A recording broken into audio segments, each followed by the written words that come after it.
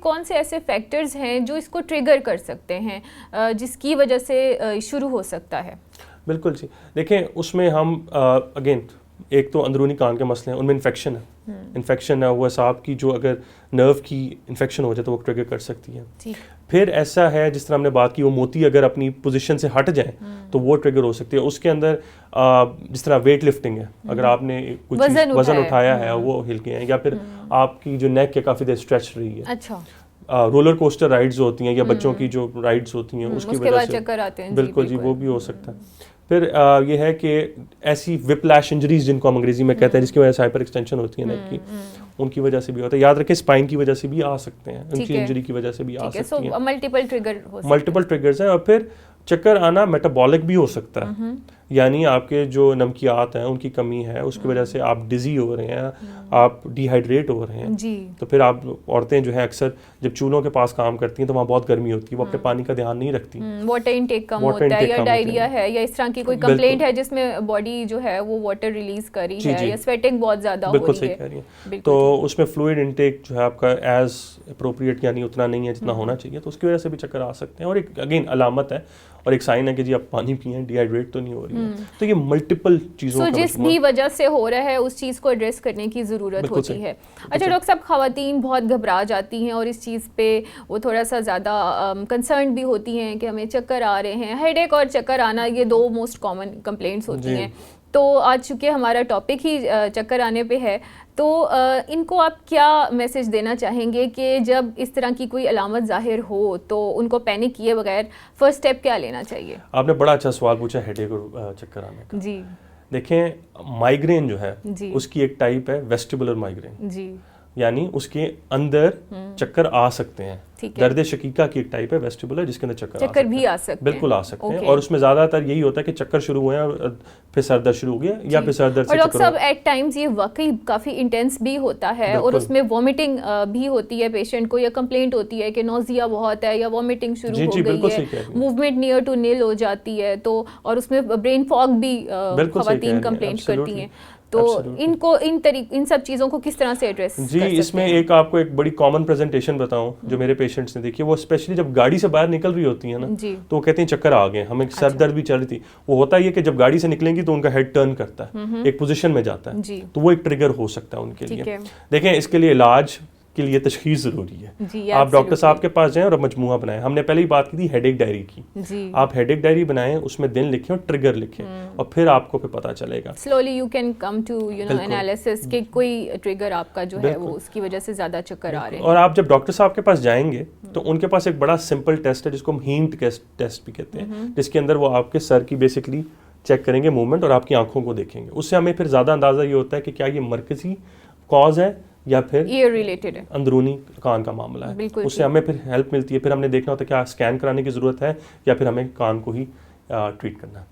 اچھا ڈاکٹر صاحب، جیسے کہ آپ نے دیکھا کہ آج کل کی جو خواتین ہیں وہ دے آر ورکنگ وومین، وہ گھر بھی چلا رہی ہیں، باہر بھی کام کر رہی ہیں، تو ان کے اوپر بھی ایک پریشر جو کام کا ہے وہ روٹین سے زیادہ ہوتا ہے. تو جب وہ اس قسم کی کسی کمپلینٹ کے ساتھ ڈاکٹر کے پاس جاتی ہیں تو آبویسلی وہ ایک ڈفرینٹ فیز آف مائنڈ میں ہوتی ہیں، کنسرنڈ ہوتی ہیں. یہ جو مسائل ہیں ہیڈ ایک کے اور ورٹائگو کے تھوڑا سے زیادہ ان کو پریشان کرتے ہیں. تو ان سے بچنے کے لیے کیا احتیاطی تدابیر آج کی خواتین استعمال کر سکتی ہیں، کنسیڈرنگ ان مائنڈ کہ وہ بھی ورکنگ وومن ہیں اور ان کے اوپر بھی ورک پریشرز کافی ہیں؟ بالکل جی، دیکھیں دونوں کے لیے، بلکہ مرد اور عورتوں دونوں کے لیے، سب سے پہلے تو اپنے اسٹریس اگر آپ کو ہے کام کا، ورک لائف بیلنس جس کو ہم کہتے ہیں، اس کو اپروپریشن میں لانا ایک بڑا امپورٹنٹ کام ہے. اسٹریس سے بھی چکر آ سکتے ہیں، بالکل آ سکتے ہیں.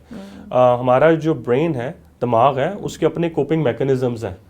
ان میں سے ایک یہ ہے کہ اس کو سمجھ نہیں لگ رہی تو it can cause these symptoms, احساس جو جس کو ہم کہتے ہیں سر درد کے ساتھ ہے. ٹھیک ہے.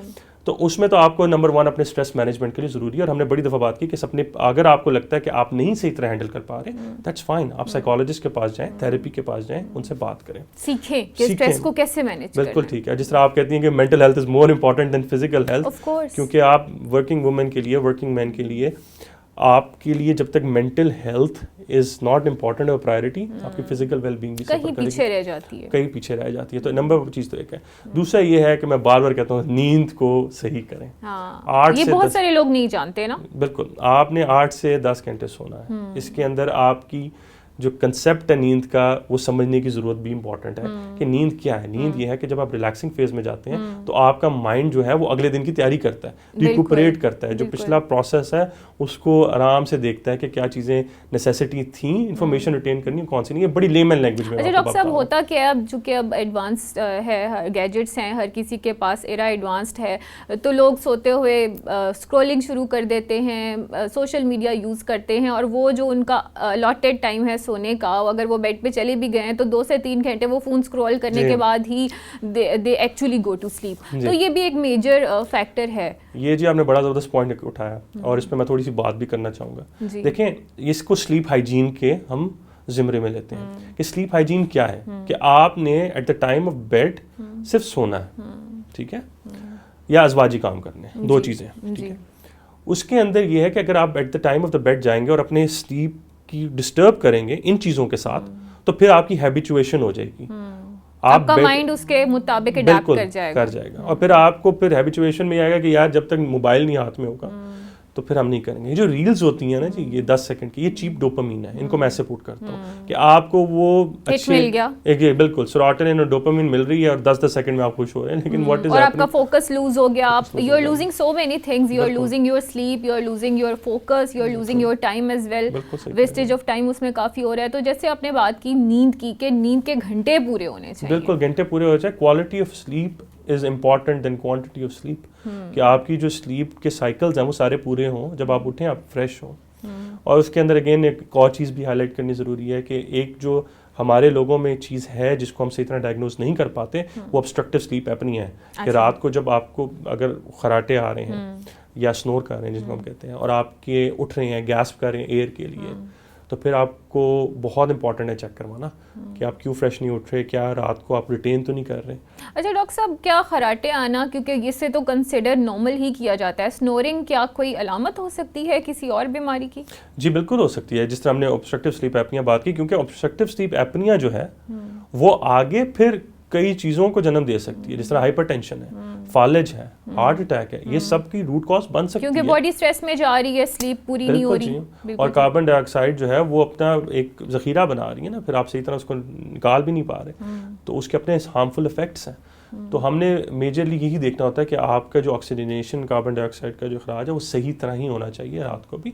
اور پھر آپ دن میں اگر نیپس لے رہے ہیں چھوٹے چھوٹے، آفس میں اگر آپ صحیح طرح کام نہیں کر پا رہے اور شکایت آ رہی ہے کہ وہاں فریش بھی نہیں اور سوکھتے، تو you have to make sure, کیونکہ یہ باقی چیزوں کو بھی جنم دیتی ہے. اور اوبیسٹی جو ہے، موٹاپا جو اس کا ایک one of the major causes ہے. ڈاکٹر صاحب